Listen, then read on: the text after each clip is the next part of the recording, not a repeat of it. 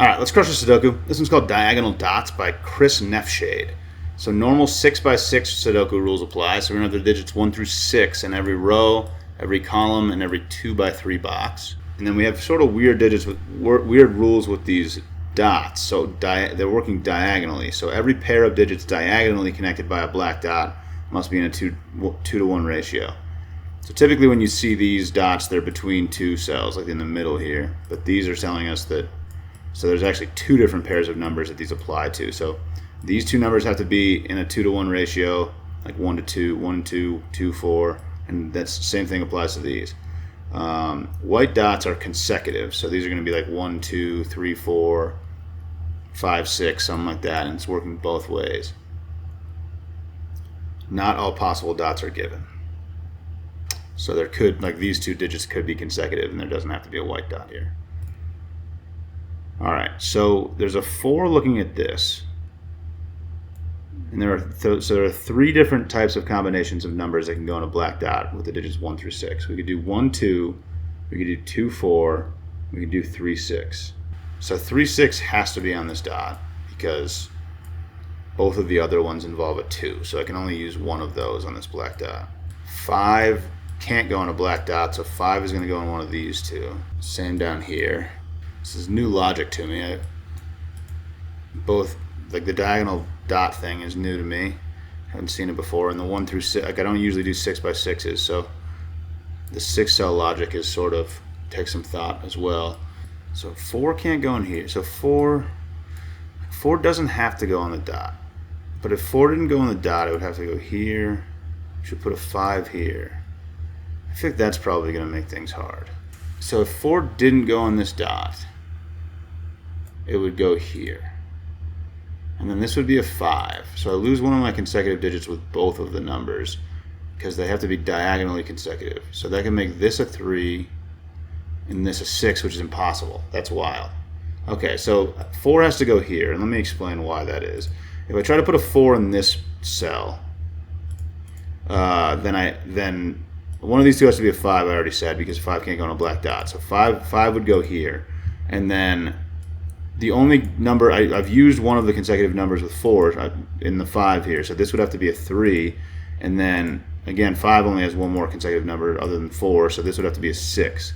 But that's not possible because this black dot would have to have a 6 here if this is a 3. So this is impossible. I don't know if that's the logic I'm supposed to be doing, but that's definitely true.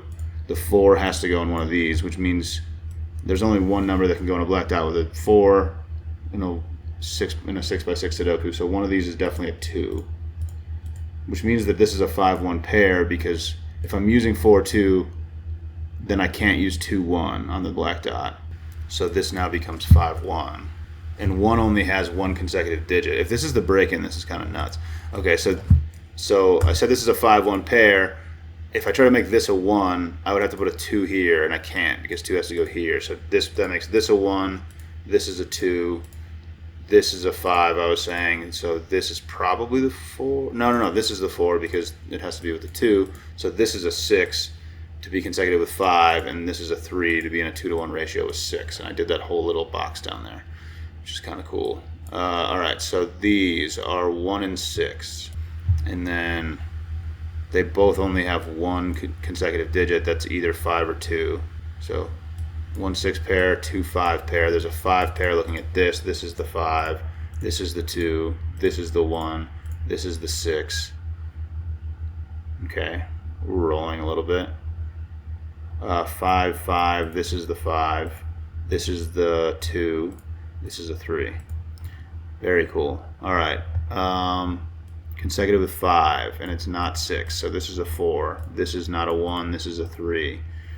This is a 5-1 pair. So one of these has to be consecutive with 1. So one of these is a 2, and the other one is either a 4 or a 6. Okay, so 3 can't go over here, so it definitely goes over here, which is also telling me that 6 goes in one of those to be diagonal, but to be diagonally in a 2 to 1 ratio with 3. And then the other numbers are, so 4 is going in here, and then 2 is going in here.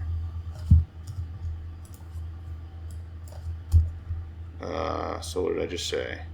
So this is 4, 6. I could have just told that from the column. 4, 6, and then 2, 3. These two numbers are now 1, 6. Okay, how am I straightening this out? Probably consecutives here. Yeah, so 2. Okay, 2 is consecutive with, this is 3.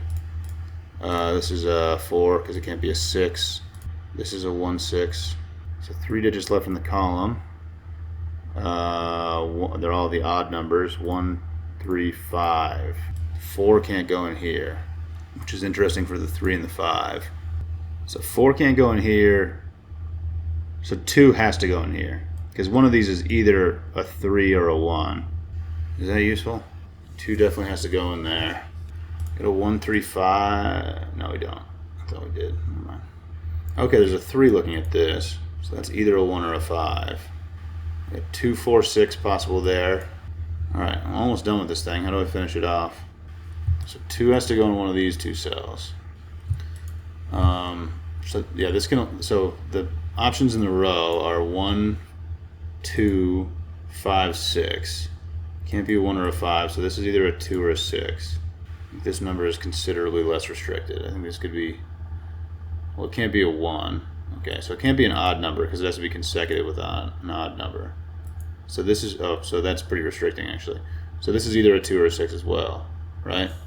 Can't be a 4. Has to be even to be consecutive with an odd number. So this is either a 2 or a 6, which makes this a 1, which is going to do a lot. This is a 5. These are not 5. This is consecutive with 5 and isn't a 4, so it is a 6, which makes this a 6, which makes this a 2, which makes this, it still could be either 1. 6 does this though. 4, 6. Okay, black dot. 3, 2, 1, 3, 5.